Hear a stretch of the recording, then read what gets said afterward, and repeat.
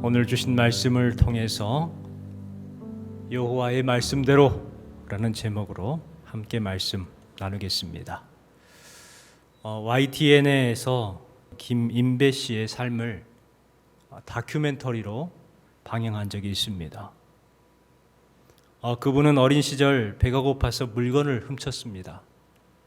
그때 사람들에게 붙잡혀서 절도죄로 소년원에 들어가지요. 출소한 후에 잘 살아보려 했지만 소년원 출신이라는 사실 때문에 일할 수 있는 곳이 없었습니다. 그러다가 오토바이를 훔치게 돼요. 그래서 또 붙들리게 되었고 소년원에 수감 생활을 하게 되었습니다. 그곳에서 남의 물건을 훔쳐야만 했던 자신의 그 가난한 자신을 원망했고 저주했습니다. 그런 나날을 보내다가 문득 이런 생각이 들었어요. 이런 마음으로 살다가 진짜 내 인생 망하겠다. 그래서 마음을 잡자, 자포자기하지 말자, 가난 탓하지 말자, 노력해보자. 이와 같은 생각을 가지고 소년원에 있는 도서관에 찾아갔습니다.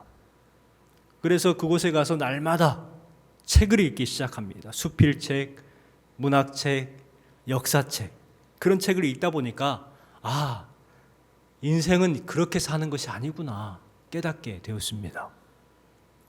출소 후에 트럭 조수로 따라다니면서 열심히 공부를 했다고 그래요. 중학교 검정고시 그리고 고등학교 검정고시에 합격을 했습니다.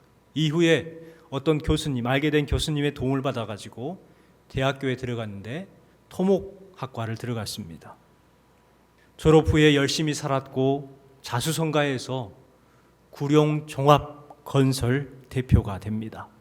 근면성시를 인정받아서 시의원까지 당선이 되기도 했지요. 그분은 방송에서 현대 젊은 사람들에게 이런 조언을 했습니다. 마부작침, 도끼를 갈아 바늘로 만드는 마음가짐이 있다면 이루지 못할 일이 없을 것입니다. 마음가짐이 중요하다는 거예요. 어떤 마음이냐에 따라서 그 사람의 인생이 달라진다는 거예요. 그렇습니다. 우리의 삶에 있어서 환경보다 마음의 자세가 더 중요합니다. 어떤 마음으로 사느냐, 그 마음에 따라서 삶이 달라진다는 거예요. 여러분은 지금 어떤 마음으로 살아가고 계십니까? 김길 목사님이 쓰신 마음아 이겨라 라는 책이 있어요. 그 책에서 이 목사님은 행복한 성공을 위해서는 마음이 먼저 이겨야 한다라고 말합니다. 마음이 먼저 이겨내야 된다고 해요. 사실 우리의 삶, 또 신앙, 이것도 모두 마음의 싸움인 것 같아요. 잘 사는 것도 성공하는 것도 마음의 싸움입니다. 먼저 마음의 싸움에서 이겨내야 잘 살게 되고 성공하는 거예요. 예배도 마찬가지입니다. 예배도요 마음의 싸움이고 기도도 마음의 싸움입니다. 쉬고 싶고 놀고 싶은 그 마음들을 이기고 예배 자리로 나와야 되고 기도하는 대로 무릎을 꿇어야 하는 거예요. 봉사하고 선을 행하는 것도 마음의 싸움입니다. 봉사하고 선을 행하면 사람들이 알아주면 좋을 텐데 안 알아주는 거예요. 그러면 마음이 어떻습니까? 상하는 거예요. 마음의 싸움에서 져버리는 거예요. 결국 마음의 싸움에서 지면 봉사건 선이건 할 수가 없고 예배도 기도도 할 수가 없는 거예요. 그래서 김길 목사님은 먼저 마음아 이겨라. 여러분, 우리는 마음을 지켜야 합니다. 잠언에 보면 무릇 지킬 만한 것보다 더욱 내 마음을 지키라. 생명의 근원이 이에서 남이니라. 마음을 지키라고 말씀하고 있어요. 이것을 새 번역 성경으로 하면 더 이해가 쉽습니다. 그 무엇보다 너는 내 마음을 지키라. 그 마음이 바로 생명의 근원이기 때문이다. 여러분, 마음을 지키는 것 별것 아닌 것 같은데 성경은 뭐라고 말씀하시느냐? 그것이 바로 생명이라는 거예요. 생명의 근원이 마음에 있다는 거예요. 그래서 노이드 존스 박사는 이런 말을 했습니다. 이 세상에서 가장 치열한 영적 전쟁터는 인간의 마음이다. 가장 치열한 영적 전쟁터, 우리 마음이라는 내 마음. 여러분의 마음을 지키고 여러분 마음이 이기기 위해서는 어떻게 해야 될까요? 오늘 말씀 제목처럼 여호와의 말씀대로의 삶을 살아가야 합니다. 내 마음의 뿌리를 주님께 두는 거예요. 그러면 살 수가 있어요. 이길 수 있어요. 오늘 말씀은 말씀대로의 삶을 통해서 끝까지 마음을 지켰던 사람의 이야기가 기록이 되어 있습니다. 지난주에는 모세가 어떤 사람들을 만났는지, 그러함을 통해서 어떻게 성공했는지에 대해서 말씀을 함께 나누었고요. 오늘 주신 말씀은 이제 그 모세의 마지막 죽음에 대한 기록이 기록되어 있습니다. 본문의 말씀에 보면 이 신명기의 마지막 장이죠. 모세 오경의 마무리 부분입니다. 창세기, 출애굽기, 레위기, 민수기, 신명기, 이것을 가리켜서 모세 오경이라고 그래요. 모세 오경. 그런데요, 신명기 34장 말씀에 보면 모세 자신의 죽음이 기록이 되어 있거든요. 그러면 자신이 죽으면서 먼저 자기의 죽음을 기록을 했을까요? 그러지 않았을 거예요. 그렇다면 이 신명기 34장은 누가 기록했을까? 여호수아가 34장을 기록해서 추가했을 것이다 라고 생각을 합니다. 여러분, 모세 하면 떠오르는 이미지가 무엇입니까? 지팡이를 높이 들고 홍해를 가르는 그 모세, 십계명 돌판을 높이 들고 백성들 앞에서 하나님의 말씀을 선포하던 모세, 아말렉 족속과의 전투에서 두 손을 번쩍 들고 산에 올라 기도했던 그 모세의 모습이 생각이 납니다. 여러분, 공통점이 뭐예요? 손을 들었다는 거예요. 모세는 하나님을 향하여 손을 드는 삶을 살았어요. 하나님의 도우심을 구하는 삶을 살았어요. 모세는 사람의 뜻이 아니라 하나님의 뜻을 행했던 삶을 살았던 사람이라는 거예요. 그랬을 때에 모세가 들고 있었던 그 모세 지팡이가 하나님의 지팡이가 됩니다.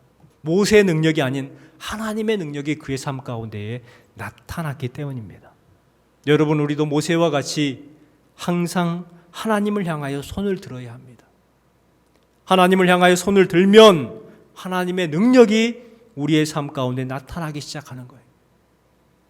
손을 들어서 하나님의 이끄심을 경험하는 저와 여러분 되시기를 주님의 이름으로 축원합니다.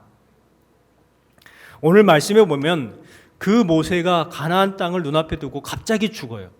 하나님의 뜻대로 행했던 모세, 위대한 능력을 많이 나타냈던, 특별히 7절에 보니까 모세는 눈이 흐리지 아니하였고 기력이 쇠하지 아니하였다라고 말씀하잖아요. 나이가 비록 120세였지만 돌산이었던 시내산을 여러 번 올라내릴 정도로 건강했어요. 얼마든지 요단강을 건너서 가나안 땅에 들어갈 수 있는 사람이었습니다. 하지만 모세는 느보산에 올라가서 늘 꿈꾸던 그 가나안 땅을 한번 살펴보고 그 산에서 생을 마감합니다. 저는 오늘 본문 말씀을 놓고 한참 동안 고민을 했습니다. 도대체 왜 그러셨을까? 요단강을 건너지 못하고 죽게 하셨을까? 이해가 되지 않았어요. 여러분은 이해가 되십니까?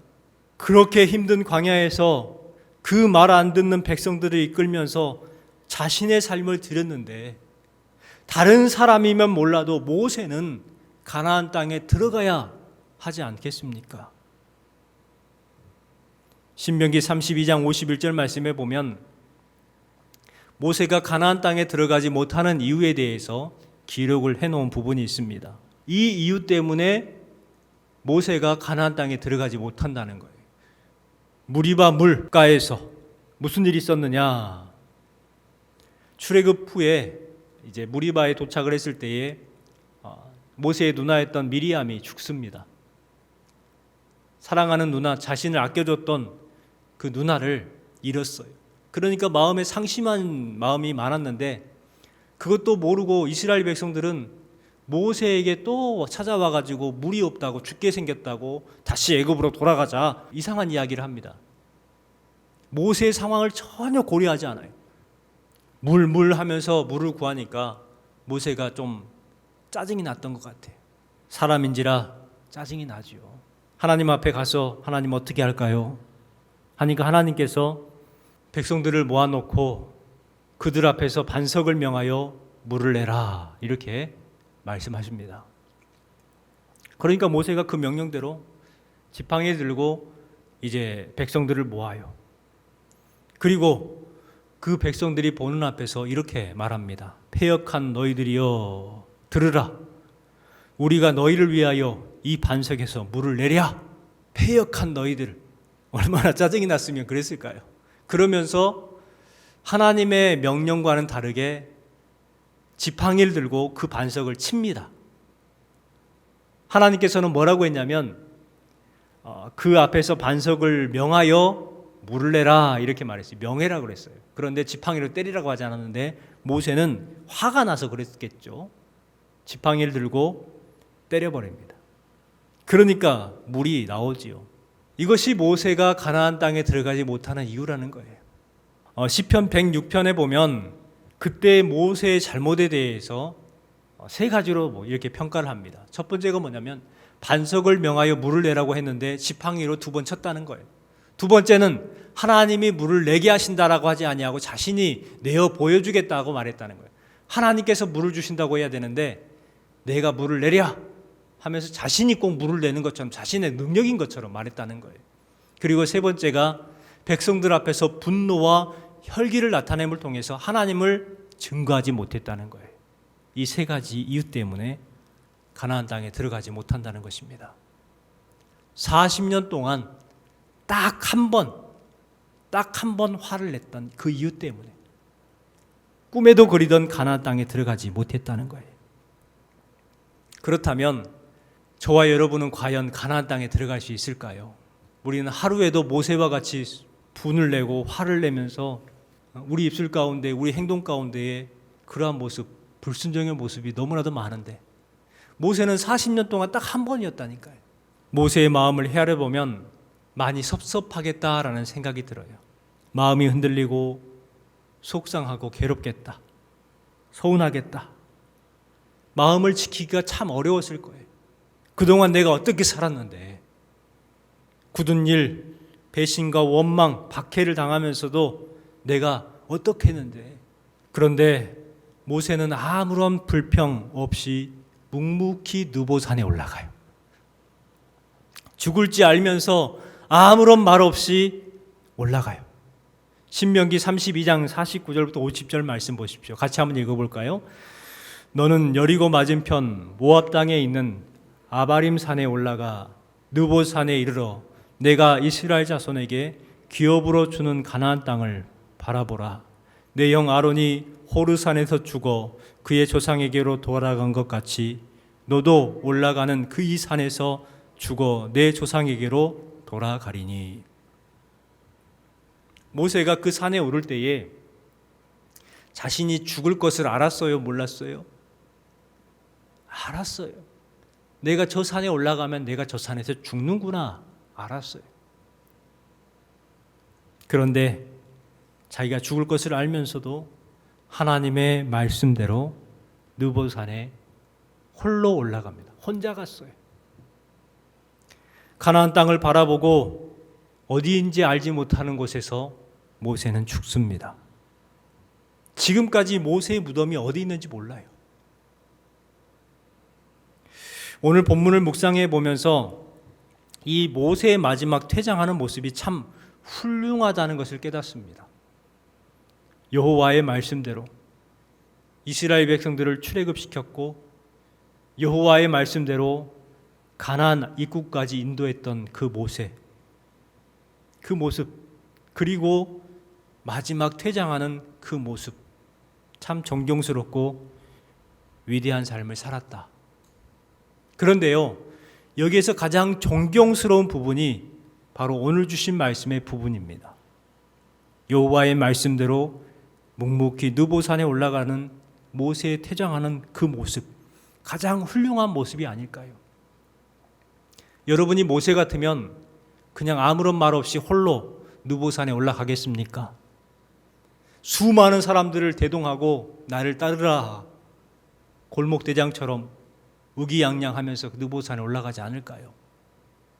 모세를 통하여서 우리가 배워야 될 가장 큰 신앙 덕목이 오늘 주신 말씀에 모세의 퇴장하는 모습입니다. 모세의 삶에 대해서 신명기는 이렇게 평가를 합니다. 오늘 주신 말씀 10절부터 12절까지 말씀이죠. 같이 한번 읽어보겠습니다. 그 후에는 이스라엘의 모세와 같은 선지자가 일어나지 못하였나니 모세는 여호와께서 대면하여 아시던 자요 여호와께서 그를 애굽 땅에 보내사 바로와 그의 모든 신하와 그의 온 땅의 모든 이적과 기사와 모든 큰 권능과 위엄을 행하게 하심에 온 이스라엘의 목전에서 그것을 행하던 자이더라. 이것이 모세의 삶의 결론이에요. 모세가 마지막을 잘못 마무리했다면 어떻게 됐을까요? 한국교회 지도자들 가운데에 현역에 있을 때는 참 인정받고 존경받았던 사람들이 은퇴를 앞두고 어떤 꼴입니까? 온 세상 사람들 앞에 손가락질 받는 그러한 모습, 참 안타까운 모습입니다. 하나님의 이끄심에 따라서 전무후무한 선지자요 큰 권능과 위엄을 행했던 사람이었다라고 평가를 받아요. 여러분, 모세와 같이 하나님의 이끄심을 받는 비결이 무엇일까? 끝까지 그렇게 아름다운 퇴장을 할 수 있는 이유가 무엇이었을까? 가장 중요한 것은 바로 이것입니다. 말씀대로의 신앙으로 살았기 때문입니다. 말씀대로의 신앙. 네, 하나님 알겠습니다. 네, 하나님 순종하는 말씀대로의 신앙. 그 신앙이 있었기 때문에 모세가 그와 같이 인생의 마무리를 잘 할 수가 있었어요. 모세는 자신이 죽을 때가 언제인지 알고 있었습니다. 31장 14절 말씀에 보니까 이런 말씀이 기록되어 있어요. 여호와께서 모세에게 이르시되 내가 죽을 기한이 가까웠으니 여호수아를 불러서 함께 회막으로 나오라. 내가 그에게 명령을 내리리라. 모세와 여호수아가 나아가서 회막에 서니 자신의 죽음이 임박했다는 것을 알았습니다. 여러분, 자신이 언제 죽을지를 아는 것 얼마나 공포스러울까요? 얼마나 두렵겠습니까? 우리가 아무리 믿음이 있고 천국을 바라보고 있지만 여러분, 내일 12시에 내가 죽는다라고 생각해 보세요. 그러면요, 지금 여러분 마음이 어떨까요? 하지만 모세는 묵묵하게 자신의 죽음을 준비합니다. 참 힘든 마음이었을 텐데 말씀대로 행함을 통해서 자신의 마음을 지켜내요. 자신의 마음의 싸움에서 이겨내요. 모세가 죽음을 앞두고 했던 세 가지 행동이 있습니다. 어떤 행동이었냐면 먼저 후계자를 세우고 그를 격려해 줍니다. 모세는 하나님 말씀대로 후계자를 세우죠. 바로 그 후계자가 여호수아입니다. 그리고 그 후계자 여호수아에게 강하고 담대하라, 두려워하지 마라, 이와 같이 격려를 합니다. 그런데 여기에서 한 가지 우리가 생각해 봐야 될 게 있어요. 뭐냐면 여호수아가 과연 무엇을 두려워했기에 계속해서 하나님도 그러셨고 모세도 강하고 담대하라, 두려워하지 말라 하셨을까? 여러분, 여호수아가 가나안 족속들이 두려웠을까요? 여호수아와 갈렙이 고백했을 때 뭐라고 고백을 하느냐? 저들은 우리의 밥이다. 하나님께서 함께 하시면 우리는 저들을 얼마든지 무찌를 수 있다라고 했던 사람이에요. 그런데 가나안 사람이 두려워했을까요? 여호수아는 가나안 사람이 두려운 것이 아니었어요. 그러면 뭐가 두려웠기에 가장 강하고 담대하라 계속해서 말씀하실까요? 여러분, 가나안 족속이 두려웠던 것이 아니라 패역할 이스라엘 백성들의 미래가 두려웠던 거예요. 신명기 31장 20절 말씀에 보면 하나님께서 이와 같이 말씀합니다. 내가 그들의 조상에게 맹세한 바 젖과 꿀이 흐르는 땅으로 그들을 인도하여 드린 후에 그들이 먹어 배부르고 살찌면 돌이켜 다른 신들을 섬기며 나를 멸시하여 내 언약을 어기리니. 너희들이 가나안 땅에 들어가면 먹어서 배부를 것이고 배부르면 다른 신들을 섬길 거야. 나를 멸시하게 될 것이고 내 언약을 어기게 될 거야. 이렇게 말씀을 주시는 거예요.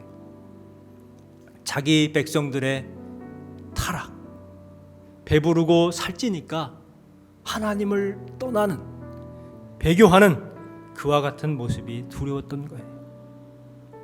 모세는 그것을 너무나도 잘 알고 있었기 때문에 여호수아에게 강하고 담대하라, 두려워하지 말라고 말씀하고 있습니다. 어떤 목사님이 이런 말씀을 했어요.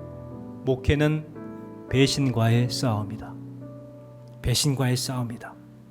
여호수아가 그 많은 노력을 했음에도 불구하고 이스라엘 백성들은 살만해지고 배가 부르니까 어떻게 했어요? 여호수아의 말을 듣지 않고 하나님을 떠나서 가나안 족속들이 섬기는 우상들을 섬겼어요. 하나님을 배신하고 여호수아를 배신했어요. 은혜를 잊어버렸어요. 성도들이 급하고 힘들 때는 기도를 부탁하고 은혜를 구합니다. 그러다가 조금 살만해지면 어떻게 돼요? 언제 그랬냐는 듯 본체만 채